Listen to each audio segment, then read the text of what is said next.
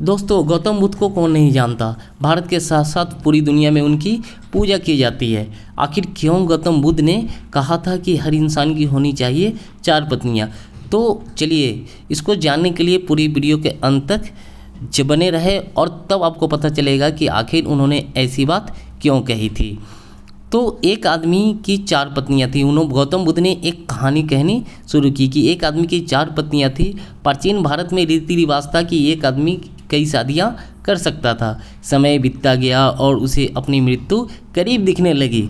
उसने अपने 4 पत्नियों को बुलाया और बारी बारी से उसने अपने साथ चलने को कहा। व्यक्ति ने अपनी पहली पत्नी से कहा, मैंने तुम्हें दिन रात प्यार किया, उम्र भर तुम्हारा ख्याल रखा, अब मैं मरने वाला हूँ, क्या तुम मेरे साथ चलोगी? पहली पत्नी ने जवाब दिया, मुझे पता है कि आप मुझसे प्यार करते हो, लेकिन मैं मृत्यु के समय आपके साथ नहीं आ सकती, अलविदा प्रिय।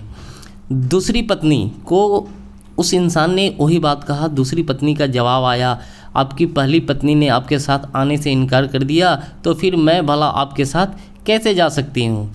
फिर वही बात उस इंसान ने अपनी तीसरी पत्नी को बुलाया और बताया। तो तीसरी पत्नी का जवाब आया, मुझे आप पर दया आ रही है और अपने लिए दुखी भी हूँ, इसीलिए मैं आपके अंतिम संस्कार तक साथ रहूँगी, उसके बाद आपके साथ नहीं जाऊँगी, अलविदा प्रिय।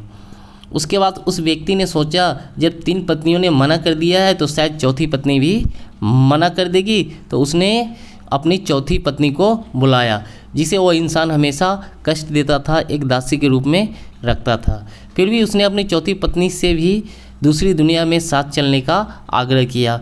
चौथी पत्नी ने तुरंत पति का प्रस्ताव स्वीकार कर लिया। चौथी पत्नी का जवाब था, मैं आपके साथ जाऊंगी, कुछ भी हो, मैं हमेशा साथ रहने के लिए तैयार हूँ, मैं आपसे अलग नहीं रह सकती, आपको जैसे मन है वैसे रखिएगा।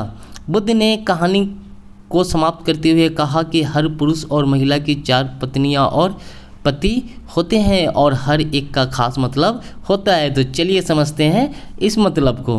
पहली पत्नी या साथी हमारा शरीर होता है, जिसे हम दिन रात प्यार करते हैं, लेकिन दुर्भाग्य से जीवन के अंत में शरीर कभी साथ नहीं जाता। दूसरी पत्नी हमारा भाग्य, भौतिक चीज़ें, धन संपत्ति, जिसके लिए हम अपना सारा जीवन लगा देते हैं, मेहनत करते हैं, लेकिन मृत्यु के बाद भी यह साथ नहीं जाता। ये दूसरे पत्नी के समान है। तीसरी पत्नी का अर्थ रिश्ते, नाते, मृत्यु के बाद ये लोग शमशान घाट तक जाते हैं, लेकिन वहाँ से फिर लौट आते हैं।